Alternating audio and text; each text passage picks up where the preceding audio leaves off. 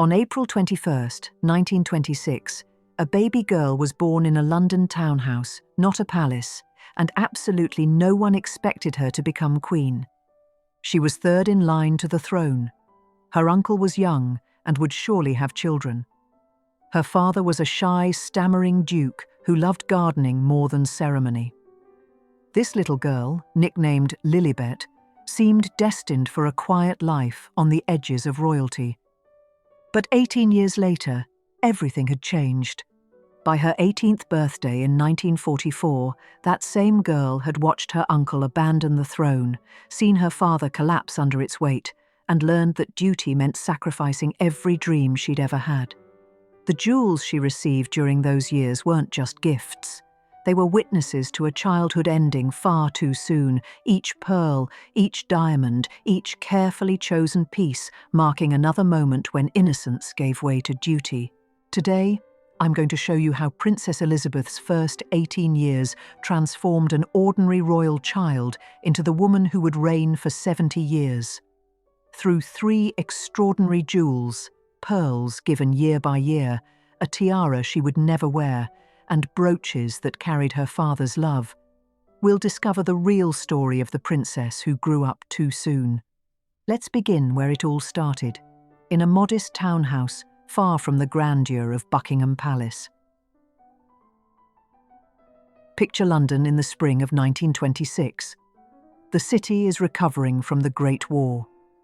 The general strike is just weeks away, and in a townhouse at 17 Bruton Street, belonging to the Earl and Countess of Strathmore, a difficult birth is taking place.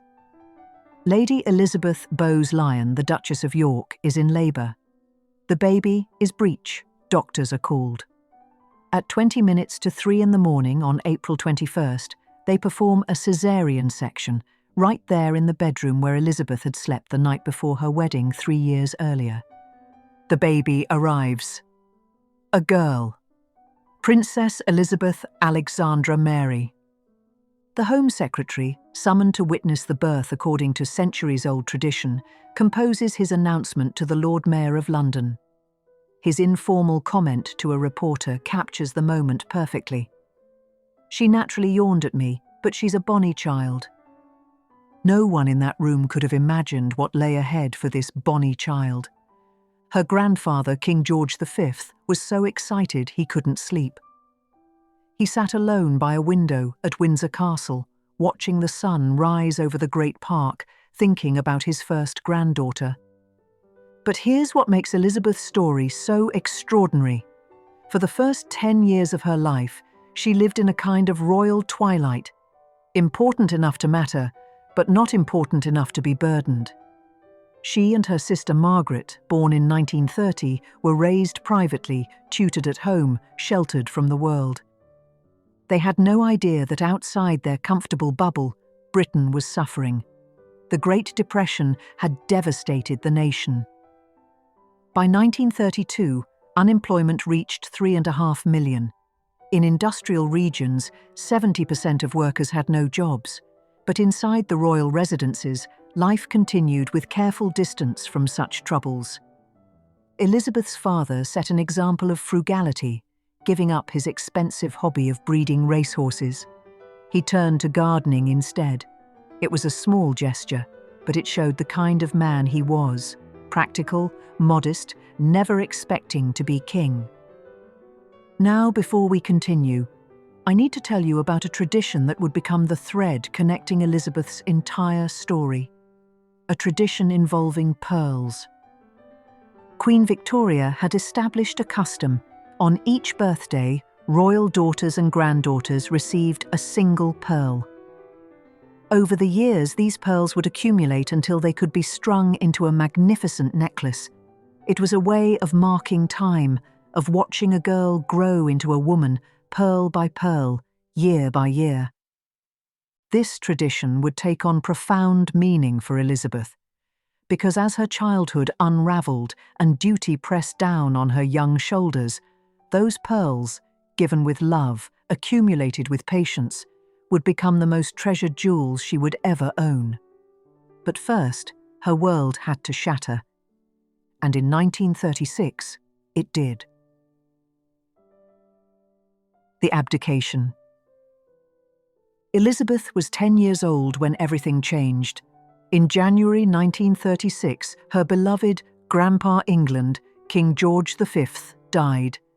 His eldest son became King Edward VIII, Elizabeth's uncle, a glamorous modern man who seemed perfect for a changing world. But Uncle Edward had a secret that would destroy everything. He was in love with Wallis Simpson, an American, a divorcee, a woman the church and government would never accept as queen. For 11 months, the crisis built behind closed doors. Elizabeth's parents tried to shield her from the tension, but children always know when something is terribly wrong. On December 10, 1936, Edward signed the instrument of abdication in the presence of his 3 younger brothers, including Elizabeth's father. The next evening, he made his famous radio broadcast. "I have found it impossible to carry the heavy burden of responsibility and to discharge my duties as king as I would wish to do without the help and support of the woman I love." With those words, 10-year-old Princess Elizabeth became heir presumptive. The girl who had been third in line, who would have lived as a minor royal, perhaps married to an aristocrat, raising children in the countryside, was now first in line to the throne. Her father, the shy duke who stammered, who had never wanted or expected this burden, was now King George VI. Imagine being 10 years old and watching your father's face as he realizes he must become king. Watching your mother's worry, feeling the weight of adult fear pressing down on your childhood. Elizabeth later received tutoring in constitutional history and law to prepare for her future role. But her real education came from watching her father shoulder a crown he never wanted, watching her mother transform into a pillar of strength, learning that duty wasn't something you chose, it was something that chose you. And just 6 months later, on May 12, 1937, she would witness the moment that sealed her fate forever, wearing the first significant jewel that marked her transformation. The Coronation and the Pearls. Westminster Abbey on May 12, 1937, blazed with pageantry. Nearly 8,000 guests assembled to witness King George VI's coronation. The ceremony cost £454,000, more than 3 times the expense of the previous coronation, because the nation needed to restore confidence in the crown after the abdication crisis. 11-year-old Princess Elizabeth attended in formal dress, wearing a small golden coronet appropriate for the sovereign's daughter, and around her neck, a 3-strand pearl necklace. This was the first major jewel of her story, and it carried that tradition I mentioned earlier.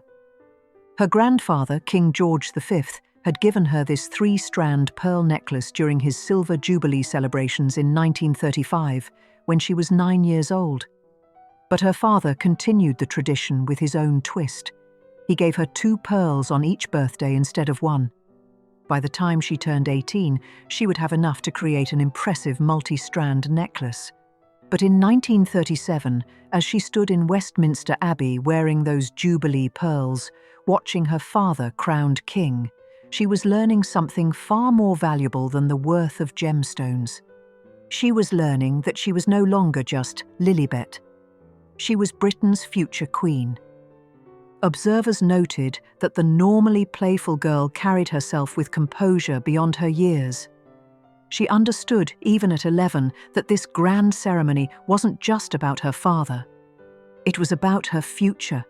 The crown that rested on his head would one day rest on hers. The pearls around her neck would become her signature jewel for the next 70 years. Not because they were the most valuable pieces she owned, but because they represented her father's steady love, given year after year, pearl by pearl. Meeting Philip and the War Years. In July 1939, just weeks before the world exploded into war, 13-year-old Elizabeth experienced something that would change her life in a completely different way. The royal family visited Britannia Royal Naval College in Dartmouth. An outbreak of mumps meant most cadets were quarantined, But one 18-year-old cadet was cleared to entertain the royal children, Prince Philip of Greece and Denmark. Tall, blonde, athletic and confident, Philip was assigned to keep Elizabeth and Margaret occupied. He showed off, leaping over tennis nets with exuberant energy. Elizabeth was enchanted. "How good he is, Crawfie! How high he can jump!" she exclaimed to her governess, Marion Crawford, never taking her eyes off him. Her governess later recalled that Elizabeth never took her eyes off him the whole time. That day planted a seed. The two began corresponding.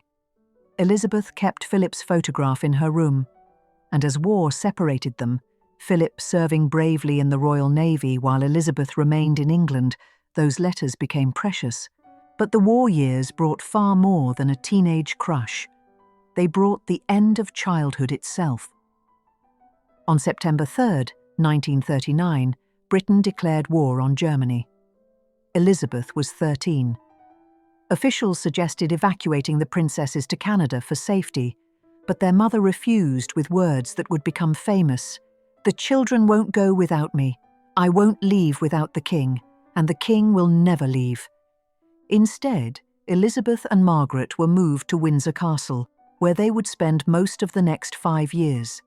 They slept in the castle dungeons during air raids. They practiced with gas masks. They tended vegetable plots as part of the Dig for Victory campaign. The Queen Mother insisted Windsor Castle follow the same rationing and fuel cuts as every other British household. The princesses bundled up in sweaters when the castle was cold. They made their own beds. They sewed. They did without. These weren't symbolic gestures. This was real deprivation, real fear, real solidarity with a suffering nation. But Elizabeth found ways to contribute beyond endurance. In October 1940, at just 14 years old, she made her first public speech on BBC Radio's Children's Hour programme. Thousands of British children had been evacuated overseas, torn from their families for safety. Elizabeth spoke directly to them. "My sister Margaret Rose and I feel so much for you, as we know from experience what it means to be away from those we love most of all." Her voice was calm, compassionate, remarkably mature. She wasn't reading empty platitudes. She genuinely understood separation and fear. By 1942, on her 16th birthday, Elizabeth took another step into public duty. She was appointed Honorary Colonel of the Grenadier Guards, the first woman ever to hold that position. On April 21st, dressed in military-style uniform and wearing the gleaming Grenadier Guards badge, she inspected the regiment at Windsor Castle. The image was striking: a teenage girl in uniform, saluting soldiers, carrying herself with precision and pride. But Elizabeth wanted more. She wanted to serve actively, like other young women her age. "I ought to do as other girls do," she told her parents with evident frustration. Finally, in February 1945, her father relented. Princess Elizabeth enlisted in the Auxiliary Territorial Service as Second Subaltern Elizabeth Windsor, starting at the lowest rank of trainee. She trained as a truck driver and mechanic. She wore greasy coveralls. She learned to fix engines, change tires, read maps. She worked 8 hours a day alongside other recruits, though she returned to Windsor Castle each night. The press dubbed her Princess Auto Mechanic. Photographs showed her leaning over engines, tools in hand, barely recognizable in her work clothes. By April 1945, she had passed her tests and was promoted to junior commander, the equivalent of captain. On May 8, 1945, Victory in Europe Day, Princess Elizabeth stood on the balcony of Buckingham Palace in her ATS uniform as ecstatic crowds cheered below. But that evening, she did something extraordinary. She slipped into the crowds with Margaret and friends, linking arms, joining a conga line through the Ritz Hotel, celebrating anonymously as just another grateful Briton. Years later, she would call it one of the most memorable evenings of my life. The 18th birthday gifts. On April 21st, 1944, Princess Elizabeth turned 18. Britain was still at war. Grand celebrations were impossible, but her parents wanted to mark this milestone with gifts that acknowledged who she was becoming. From her mother came the Cartier Halo Tiara, a delicate creation of 16 diamond scrolls featuring 739 brilliant cut diamonds and 149 baguettes set in platinum. It had been commissioned in 1936 before the abdication crisis, when Elizabeth's parents were still Duke and Duchess of York. The tiara was elegant, youthful, perfect for a young princess. But here's what's remarkable. Elizabeth never wore it publicly. Not once during her father's lifetime. Not once during her 70-year reign.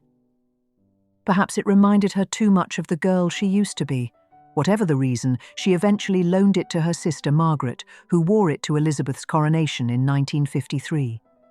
Later, Princess Anne wore it. And in 2011, the world finally saw it shine when Catherine Middleton chose it for her wedding to Prince William. The tiara Elizabeth received at 18 would wait 67 years for its perfect moment on someone else's head. From her father came the third jewel of our story, a pair of aquamarine and diamond double-clip brooches crafted by Boucheron. These weren't new, wartime made buying new luxury items impossible, but they were exquisite. Vivid blue aquamarines set with diamonds in an Art Deco design, versatile enough to be worn as a pair, separately, or converted into a single brooch. Elizabeth adored them. She would wear these brooches throughout her life, including at important events decades later. And the pearls. Her father continued adding 2 pearls each birthday. By 18, Elizabeth had accumulated enough to create the impressive multi-strand necklace that would become her signature piece for 70 years. But the most important gift she received on her 18th birthday wasn't something she could wear. It was the weight of expectation itself. She posed for official portraits, not in a ball gown and tiara, but in her military uniform with her Grenadier Guards cap badge. The message was clear. Even on her milestone birthday, duty came first. The transformation. So what do these 3 jewels, the pearls, the unworn tiara, and the aquamarine brooches, teach us about the woman Elizabeth would become? They teach us that she learned duty before she learned joy, that she understood sacrifice before she understood privilege, that she watched her father carry a burden he never wanted and learned that complaining was not an option. The pearls, given year by year, represented patience and accumulation, the slow building of something beautiful through consistent, loving attention. That's exactly what Elizabeth's character was, built slowly, pearl by pearl, through years of watching, learning, and accepting that her life would never be entirely her own. The Cartier Halo Tiara, never worn, represented the girl she might have been. The carefree princess who could wear delicate jewels to parties, who could choose her own path, who could live without the weight of a crown pressing down on every decision. And the aquamarine brooches. They represented the one constant in a life of upheaval, her father's love. When everything else changed, when crowns shifted, when war came, when duty demanded sacrifice, those brooches remained. By 18, Elizabeth had experienced more upheaval than most people face in a lifetime. She'd watched a king abandon his throne for love. She'd seen her father reluctantly accept a crown. She'd lived through a world war, sleeping in dungeons, wearing a gas mask, driving military trucks. She'd fallen in love with a prince who was serving in dangerous naval battles. She'd made radio broadcasts to comfort frightened children. She'd inspected troops and learned to fix engines. And through it all, she'd learned the hardest lesson of all, that being royal meant setting aside what you wanted for what was needed. The princess who grew up too soon became the queen who reigned longer than any other British monarch. And it all began in those formative 18 years when a girl born third in line to the throne learned that fate doesn't ask permission before it changes everything. This year marks 100 years since that baby girl was born on April 21st, 1926. To honor this centenary, I'm creating a special series exploring the defining moments of Her Majesty's extraordinary life. Today, we've journeyed through her first 18 years. Next, we'll explore her wedding to Philip, the jewels that marked her transformation from princess to queen, and the moment in 1952 when everything changed forever. Which moment in Elizabeth's early life touched you most? Her composure at 11 during her father's coronation? Her determination to serve during the war? Or perhaps those pearls, given year after year with a father's love? Share your thoughts in the comments below.